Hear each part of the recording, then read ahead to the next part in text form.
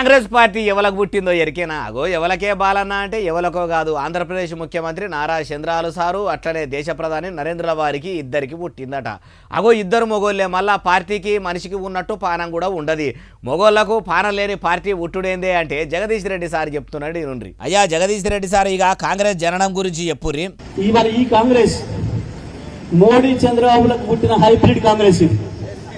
మోడీ చంద్రబాబులకు పుట్టిన హైబ్రిడ్ కాంగ్రెస్ ఇవాళ తెలంగాణలో ఉన్న కాంగ్రెస్. ఇన్నరా ఉత్తబ్రిడ్ కూడా కాదు, హైబ్రిడ్ పార్టీ అట. దేశంలో అసలు కాంగ్రెస్ పార్టీ ఉన్నదా? ఆ ముచ్చట కూడా చెప్పుర్రి.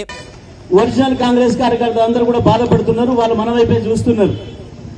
ఇక ఈ హైబ్రిడ్ గాలతో ఉండే బదులు మీతోనే వస్తాం, రేపు కేసీఆర్ తోనే వస్తామని నాతో మాట్లాడుతూనే ఉన్నారు అందరు జిల్లాలో.